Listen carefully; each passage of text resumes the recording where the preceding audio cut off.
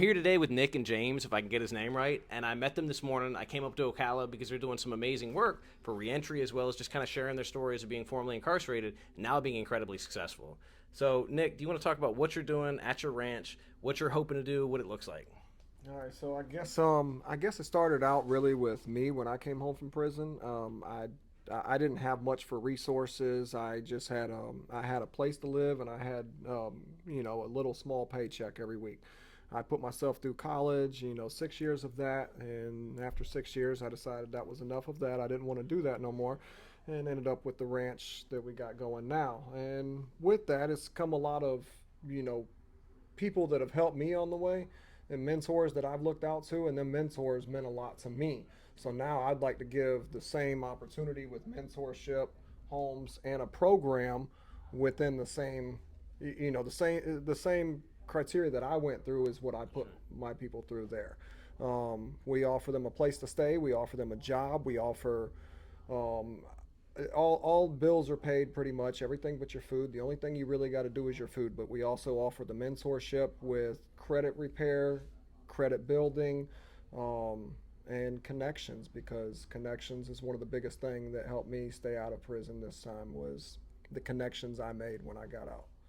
I love that. And what you said is you said you're not trying to have clients, you want to have future business partners. Yes, So I'm you, not looking for employees. I'm not, with my goal up there, that's not my goal is to bring in people who are just looking for a place to live. It's more about I'm looking for people who are looking to grow. I want people who are looking to go to the top and not just trying to get by with bare minimum because unfortunately, as you know, as we talked about, a lot of people they're just trying to get by because it's a better life than what they were living, but they don't actually have the ambition to excel. And a lot of that, it's not that they don't have the ambition, a lot of people have fear.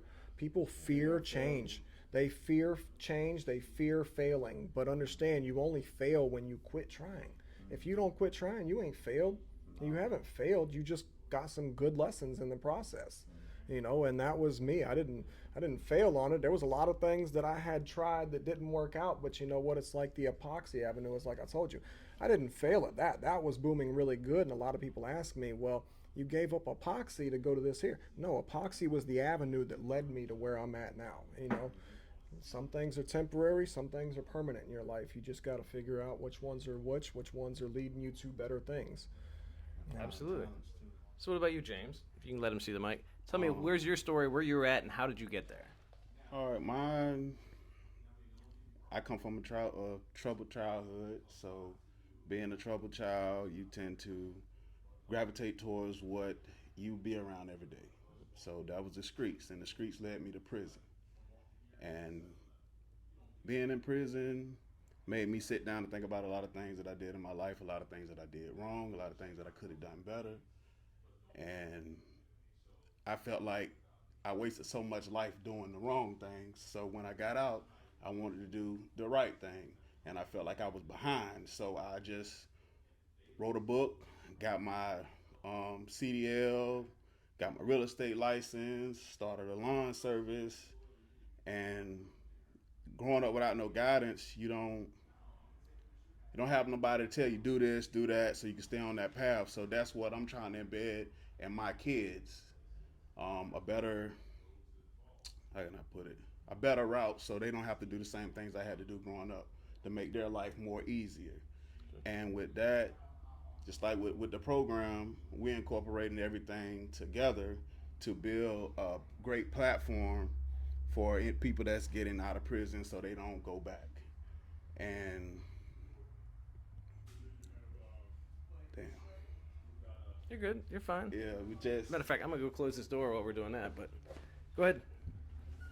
Because I mean, you've done a lot. You've gotten, as Nick said, you've got more licenses than anybody knows. You've got more certifications, and then you're taking your kids through that. yeah, Because you're taking your kids through this through a training. non-traditional schooling, but you're also showing them how to build a business, how to operate, how to Yeah, hustle, how to sell, how to do all the things that'll make them yeah, successful.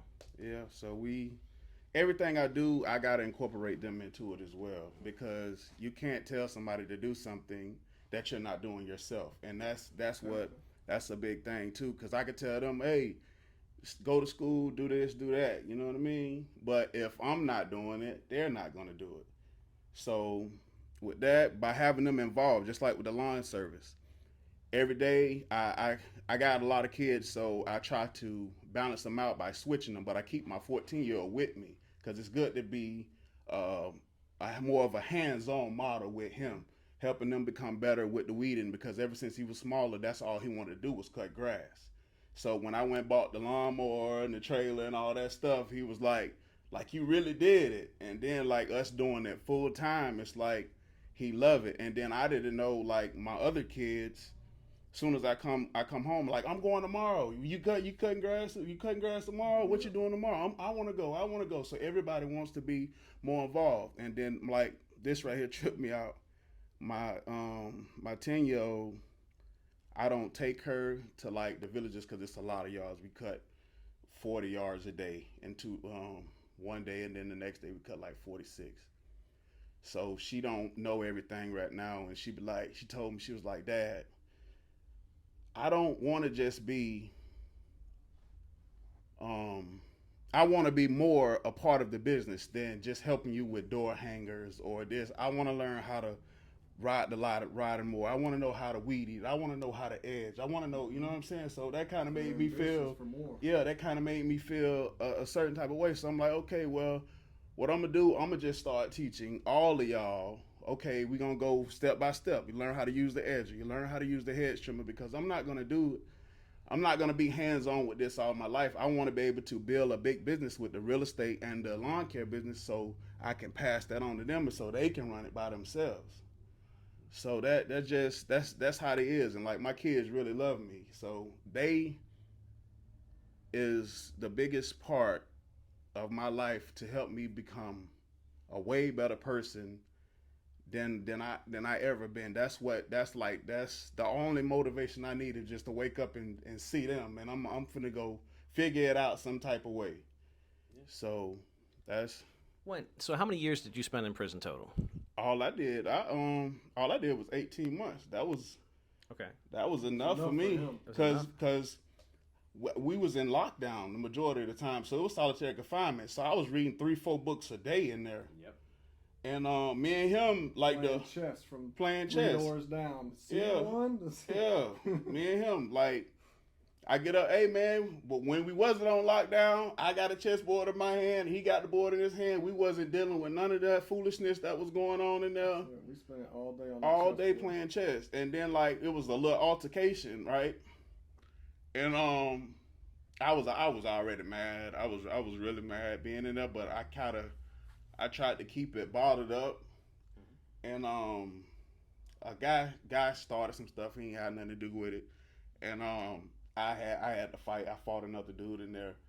But Nick, like being a true friend, Nick put his shoes on and was standing right by the door. He was like, hey man, you want me to fight one on for you? So I'm like, this boy here, man, me and him gonna go long ways. You know what I mean? And me and him been tight ever since. So that just showed like true friendship. And it's been what, like 17 years? 2008. 2008. About 16 years. So you did 18 months, but you went back after that bed, right? Back two more times. So 2 more times. Yeah. So how much time have you done total? Total, I think I've done about 9 years of prison. Maybe about 2 years of jail time out of. I did about a decade. I did about a decade of incarceration. Most of it being my adult life.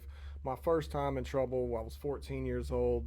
Got messed up with a bunch of drugs. Ended up going to a boot camp, and that was pretty much the start of it. You know, the bad thing is that boot camp was actually one of the best times of my life. Unfortunately, it really was, because in that boot camp, it was they did have a mentorship program. They had a guy that came in from the out. He was real good with stocks. He kind of taught us a little bit, and that's actually what stuck me with stocks. And all them years I was interested in it. But that education within the system was what made me like that. But when I got back out here in the street, nobody cared anymore. Nobody was teaching me. My mom was working 3 jobs. You know, she was doing her best just to keep a roof over our head. I didn't have a father. My big brother was a pizza chip. You know, I didn't have any guidance like that, which is what we're trying to do now, is to create that guidance. As we talked about earlier, we're trying to cut the faucet off instead of just clean up the floor. You know, and that's a big part of what we have now, is we don't, you know, the family, like what James here does with his family, we don't have that no more. We don't have families that are together anymore. Unfortunately, society has changed on that, but that doesn't mean that kids have to grow up without positive influence, because as they say, it takes a village to raise a kid, and that's true. It shouldn't just be on mom and dad. It's supposed to be all family, but understand families not like that now. So we have to create that. We have to create that sense of family. We're here to help you. We're here to be there. We're here to guide you through it. And like you said earlier, I would love to take and within 2 years get you your own business. Partner with you, and now you got something that's yours. We're partnered with you. I'm not wanting to fail, so I'm not going to let you fail. Especially if we're partnered, we're going to get it. Okay, and because you don't just take people getting out of prison on your property. You have kids who've had trouble, people leaving abusive relationships. You've made a point of basically saying this is a sanctuary. If you want a new start in your life, like, you can come here, we'll give you a job, we'll take care of your bills, we'll make sure you're okay, and give you a landing pad. And just that kind of approach is something that I see lacking, because people say, oh, I don't want my tax dollars to go to somebody getting out of prison, or I don't want my tax dollars going to somebody who wasted their education. Why aren't we willing to give people just a second chance and a platform to start from to build something new? A lot of people do get second chances. I will say there's a lot of people that get second chances and they burn them second chances and third chances and fourth chances. And as I told you about, I just recently had a guy that I looked out for a year while he was down, and when he got out, he only lasted 3 weeks with me. And I'm not going to let that stop me from helping somebody else out, but understand, like, there's other people within the facility, like, oh, the last guy you brought here, this is what he did. Well, that kind of looks bad, but then you get them one good ones that come through, and it's like, man, it's worth it. Like the other guy I told you about, it was a blessing for us. He came in, this guy just got out of prison as well, but you know what? He took that time in prison to learn dog training, grooming, all of the stuff that he could while he was in there. He learned it while he was in there. Now he come home, and he was a blessing to us. And you know what? People say, I hear it a lot of times, oh, I don't want to convict a felon, or I don't want this or that. But you know what? It's usually the people who's been down in hard times who are the best workers, the best people to grow, the best people to understand. We don't want that. We don't want that bad karma, that bad juju anymore. So we're going to actually do good. We're going to start doing better. And that's what it really takes, and that's where we're at now. I mean, like I said, my wife, she was in prison as well. She didn't want to make the same changes either, so that's what we've got is our sanctuary up there, and we help anybody out. And like I said, sometimes it works out, sometimes it doesn't. And that's part of it. Everybody that's been in prison in those situations are not all bad people. No. A lot of people grew up in, like as in troubled homes, broken homes, and with that being said, some of us grew up where certain things were glorified, as in drugs, drinking, partying, hanging out, robbing people, dealing drugs. You know what I'm saying? All that was the normal. Just how I grew up.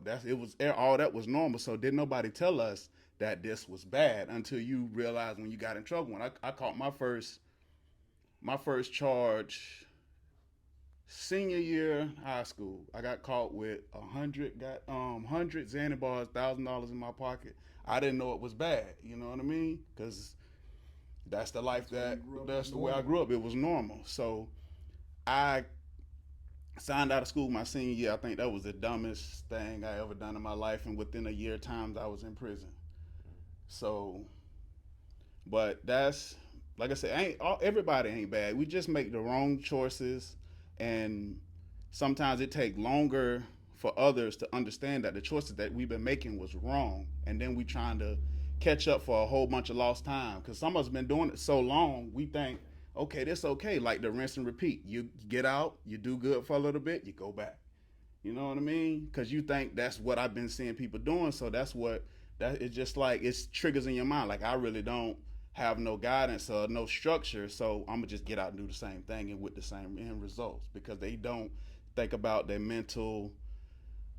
It's more of a mental thing, just like smoking cigarettes or anything else. Sometimes you just gotta just throw it down and be done with it and be like, okay, now I'm finna start this over and really figure out what I really need to do with my life. And that's the kind of the point where I was at, what helped me turn my life around, because I got tired of it.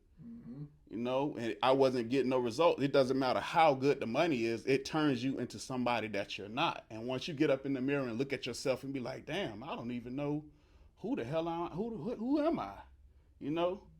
So that's like an aha, like, an epiphany moment.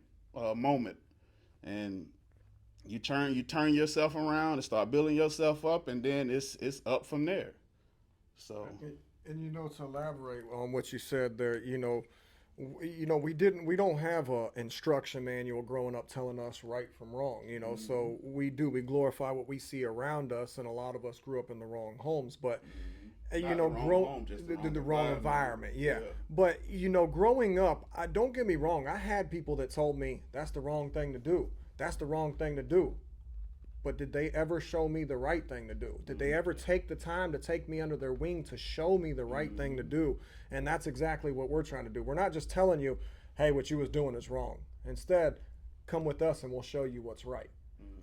Because like I said, our biggest thing is just finding people who are like-minded as ourselves, and that's one of the hardest things. But we teamed up. Like I showed you, everybody around here that I know is pretty much convicted felons. We are. But look what we have done. Look what we've done with this city. And not only that, we actually have pull with the city now. Like, we can actually tell the city, hey, this is what's going on. We need help over here. And because we are established enough here, we can get that help, So that helps out a lot right there. It helps out a lot just building that network and being able to have somebody that can walk you through it. Like I said, we're not just telling you you're doing wrong. Let me show you the right way to do it. Let's grow together. Yeah, let's try something different. So you've talked about opportunity being the necessary component. So first of all, I want you to give the opportunity to plug your business. If anybody's in Ocala, Florida, where should they go? Dog Walker Ranch, man. Any boarding, grooming, training, dock diving, daycare services for your dog. Dog Ranch. It's Dog Walker Ranch, definitely it. I messed that one all up, huh? You're good. But also, so what would you say? Where is the 5-year vision for the nonprofit you're forming and for the business you have now? So the nonprofit in 5 years, I would love to see us to actually have a reentry center that is targeted for when people get out of prison. We have that at the ranch now. We have a couple of living spaces there, but nothing like, and I don't think that me alone could take the three of us alone could actually build what is needed for reentry, proper reentry. But as I said, there's also a lot of people who's not really dedicated to it. It's just an opportunity for them, and that's why we'd like to be with the work release centers to find out who actually is. But in 5 years, we would love to have our own facility that can house that, have the education, have the classes that are, we kind of do it now, but it's not in a classroom setting. It's more one-on-one mentorship that we do with everybody. We would love to take and get to where we actually have a classroom to be able to teach a group of them. We would love to be able to work with the prisons to get, more education in there. I understand they have a couple of programs here and there, but it's very far and few. And they gotta be wanting to be able to participate into it, because a lot of people, when they're in there, they don't want to participate in no type of educational curriculum, because they feel that they're either criminalized or they just don't want to do it. They just want to do their time and come home, because a lot of them sitting there, they gamble, they do a whole bunch of other stuff, then sit there and focus on their mistakes when they get out. So they still don't have no structure when they get out. So they be out doing the same thing, winging it again. Yeah, no plan. No plan. Yeah. So that's big. What about you, James? What can you pitch? What do you want to pitch for your business or what you're doing? Okay, well, I got a couple of them. So you can check out my book, Boy the Man, a Warhol Store. It's on all the platforms in the stores. You can need your lawn service, Welcome Home Realty and Lawn Care. Mud World Clothing. Yeah, Mud World Clothing Line. Yeah, it's on Facebook. Yeah, Mud World Clothing Line. Yeah. You know you're doing okay when you got too many things to promote. You can't even remember them all. But so for you, what's your 5-year vision for where you're at, for your family, for what you're building? My 5-year plan is to have my kids running everything, and just everything turnkey. So it's everything moving in motion by itself. Helping as many people as I possibly can. Just creating more curriculum, helping, like, my goal is to help everybody. If you want help, contact us. We'll do our best by you. And that's about all I can say. I just want to help, man.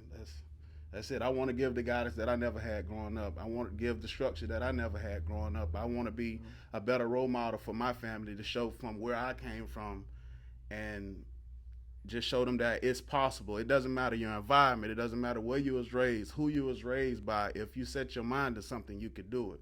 See, a lot of people don't have that push. Just like growing up, I was good at basketball and all that stuff there, but I didn't have the push. I didn't have the support. So that kind of derailed my path. And a lot of us had that growing up.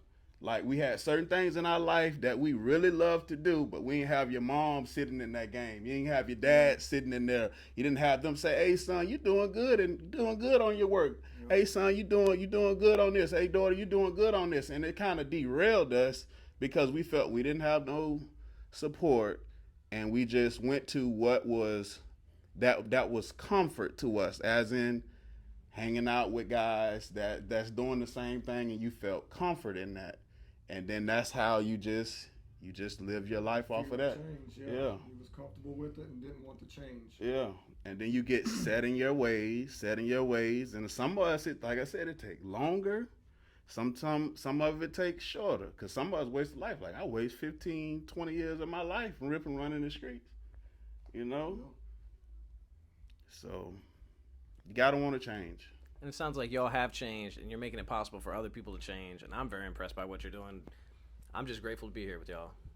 I'm grateful I'm grateful for you coming here.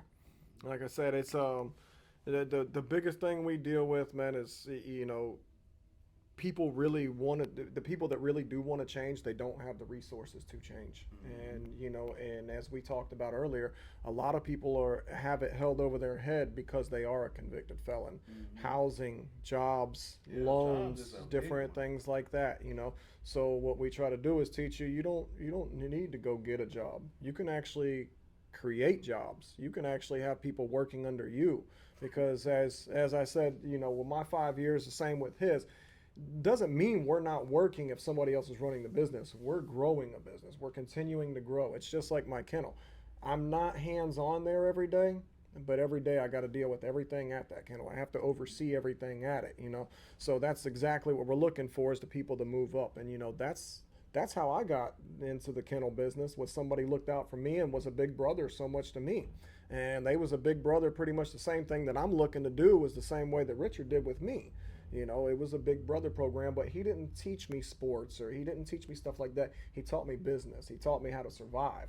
And that's my biggest thing with kids, especially, man, at-risk youth, foster kids coming out of the foster care system. Like, we have a place right down the road from the kennel that's the Boys Ranch. We go and drop off clothes to them all the time, and we even do bigger clothes, big kids clothes, adult clothes. And the reason why is because there's a lot of kids getting out of the foster care system there that have nothing. They don't have clothes to get out of with. They're getting exited out. They might get a little Walmart gift card, something like that, but it's nothing to live off of. So we try to donate a bunch of clothes to them, so that now they do. They give them, if they have them in their sizes, they send them out of there with the wardrobe. We try to take care of the problem in the beginning before they get to where we've had to go, because I don't want nobody going through what I had to do. Even though what I've went through built my character, there was a lot easier ways to get there than we did. He learned one time, it took me 3 times. I'm hard-headed, That one time was going up there. When I went to prison was the first time. But I done been in and out of jail like 15, 16 times. So it just wasn't stopped then, you know what I mean? Like, it's a trial and error type deal. And especially when you have, I'm big on kids. So when you have your little ones looking at you and be like, dang, Dad, why are you doing that? Why are you looking like this? Why, you know what I mean? That must be like, man, like, something got to get fixed. You know what I mean? Because if I keep on doing it, then they going to end up doing the same thing that I did. So that kind of helps you. Certain people it do, certain people it don't. But for me, that's what it was. So everybody got to find their reason to change. Yeah. You got to have a reason to change. And then that'll push you. Yeah, your why. Your why. My family is my why. Yep. So what's your why, Nick? So honestly, my why, I'm going to say probably is my mom. So the biggest thing I dealt with, when I got sentenced this last time, I wasn't supposed to come home until 2038. I knew my mom was going to die before I came home. That was one of the hardest things. I mean, it brings tears to my eyes just thinking that I thought that. That was one of the hardest things for me. I thought my mom was going to die. I was going to get that. Like you said, when they called you in that office, like I knew your heart dropped, because that was my biggest fear in prison, was getting that call. And you know what, man? I watched my mama cry every time I went to jail. Every time I went to prison, I watched my mama cry, and I say, you know what? I'm not going to let my mama cry anymore over sad tears. So my mama asked me before I came home this time, she said, what are you going to do when you get out this time? I said, Mama, I've done told you a couple times what I was going to do when I get out, and I keep coming back to prison. So I'm not going to tell you what I'm going to do this time. I'm just going to show you. And I did. I got out, put myself into college.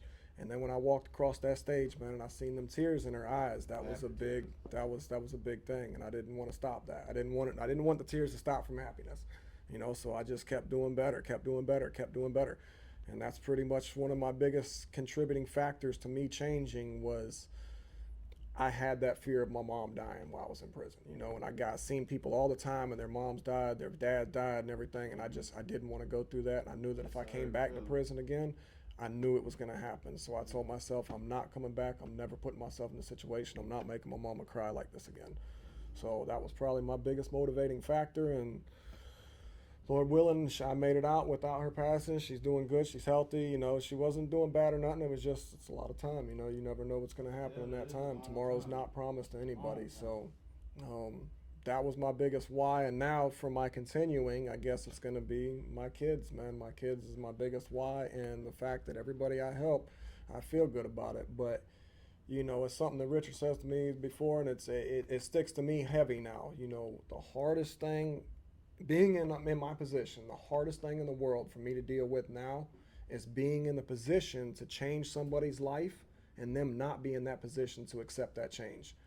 That is hard to deal with, because you have the power to take this person off the street, to give them a whole new life where they don't have these struggles, don't have all the issues and all the stuff that they deal with on a daily. All they got to do is follow this set here. And there's a lot of people that can't do that. And that, to me, that breaks my heart, because I know where that road leads. I've been there. We've been there. There's a whole nother way to that road leads that I'm lucky I got out of. You got out of. We're still alive. 49% die, 49% go to prison, and 2% make it out legit.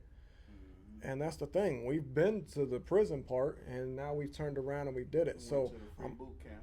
Yeah, so I'm hoping that people seeing that, hey, we're not just telling you, we actually showing you, and we actually offering you an opportunity.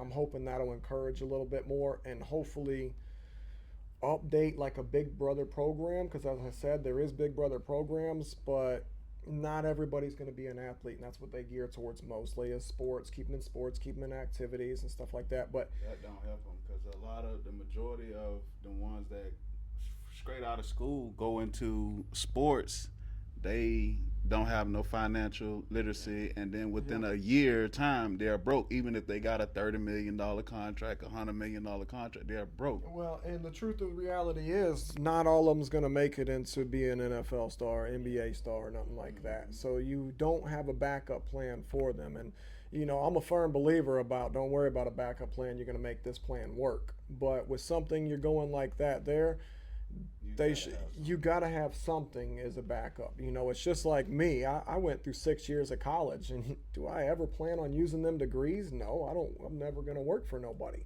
So nobody's ever asked to see my degrees or anything. But I got a whole closet full of them. I got a bunch of certifications, but it doesn't matter. I wasn't going to use them degrees, but it gave me that financial, or not even financial. It gave me that stability when I got out. And in my mind, I said, well, you know what?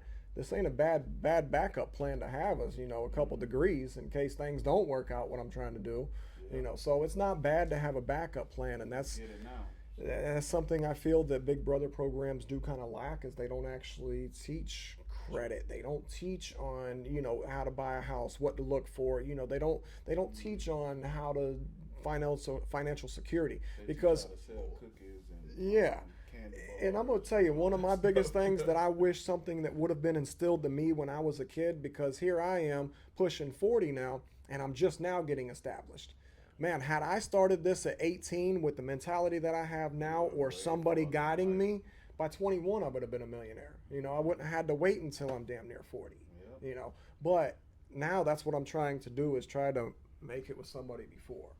Make it happen before you go through everything we went through, because it's not necessary to go through everything we went through. It's really not. Your path. It really changes your path, especially coming straight out of school and catching felony charges and then going to prison, and then you got to be in there for a certain amount of time. And now if you don't start reading books and just, you know what I mean, working on your mind, the way you think, and everything that you being surrounding yourself with, even in there, because it's a lot of bad influences inside of there as well. Like especially with the youth defender prison, when we was in there, it's more gangs in there than anything, because a lot of my family members and people that I grew up with wasn't nobody in no gang growing up, especially not where I'm from. We wasn't banging no Crips and Bloods and gangster disciples. It wasn't none of that. The county sent everybody to prison. Yeah, so when they was going in there, and then as soon as I get in, like, hey man, your cousin this, or your boy you grew up with, he's this and that. I'm like what? I think the only thing we wasn't a gang. It was just, okay, you from Ocklawaha? Yeah, I'm from Ocklawaha. So we ride with everybody that's from Ocklawaha. It wasn't home team. So now everybody's segregated. You bang this, you bang that, you bang this, and everybody's still family members, but they're feuding against each other. And out here on the street, they're killing each other. You know what I mean? So then like they say, like the Black Lives Matter, all lives matter, but a lot of people don't matter to the same skin, because if you killing your same skin, then you really don't care about nobody. Everybody bleeds the same damn color. Yeah. So why everybody need to get along? You know what I mean? It ain't no side. I never chose no side. And the only thing I bang now is family and friends. Yeah. You know what I mean? That's it. So, and that's just how I feel. So a lot of people got, I don't know, they got different ways, but I don't. So I James, never was into that. After your mistakes and with your success, what's the number one piece of advice you would give someone who was in a position you were in once? Pick up a book. You gotta start doing things that you're not used to. You gotta start doing things that make you feel uncomfortable. Because when you start feeling uncomfortable, then you're changing. And don't be scared to pursue things that you like, even if other people don't like it. Because when I left the streets, everybody said, oh, you're a church boy now, or you this, or you're that, because I'm not doing the same thing, because I don't want the same outcome. I don't want the same outcome. So why would I keep tearing myself down to go? I'll build myself up, tear myself down. Build myself up, tear myself down. That's not the cycle for anybody. That's not healthy. Sometimes you gotta fix it and just run with it, man. And don't worry about what nobody say. If they not supporting you or your dream, that's the wrong people to be around. What about you, Nick? What's your number one piece of advice after all your mistakes and all your successes? I think it has to do a lot with the same. Don't be afraid to change, man. Don't be afraid to start over. Don't be afraid to start at the bottom. And that is a lot of people's problem with starting over, is, starting back at the bottom, because when I was on the streets, I was a dope boy. I had good respect out here and everything. And when I was in prison, somebody said to me, they said, man, you was a legend on the street. How do you give up and live up to that name? And that question hit me hard. It really did, because at this point here, I was about to come home. And I'm like, wow, man, what do I do? Yeah, I could get out and get back into the dope game and get all that respect back. Instead, I disappeared and kind of got myself together. And I did. I worked at the bottom. Like I told you, I got a low check for many years. I wasn't making no money. I was driving a beat up old car for a while. But you know what? I wasn't out there hanging out with everybody. And I might see somebody here, see somebody there. Hey, man, where you been? I don't ever see you. And I'm like, that's crazy. You don't ever go to the bank? I'm there every day. But I didn't go to them clubs no more. I don't go to the bars. I don't go hang out in them places, And that was a change for me. It was because these places that I was going, college and networking events, these people here hadn't been to prison. And now it's like I look back at it and I'm like, that's crazy, man. None of them people have been in prison. I've been to prison 3 times and I'm doing better than most of them.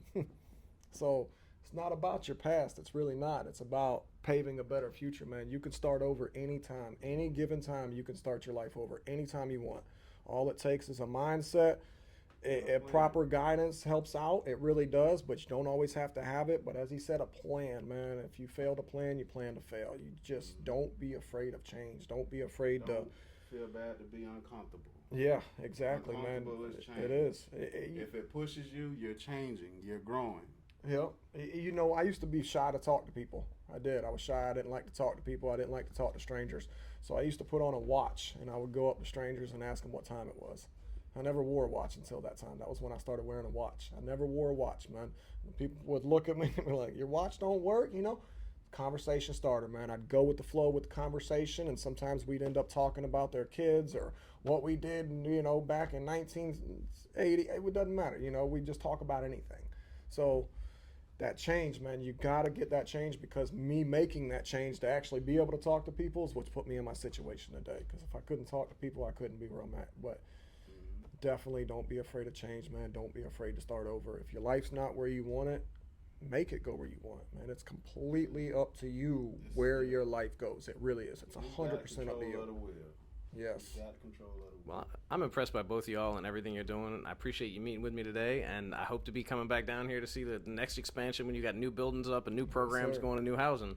And when you got, what, 3 more kids? Oh, man, don't put that on me right now. All right, thank y'all.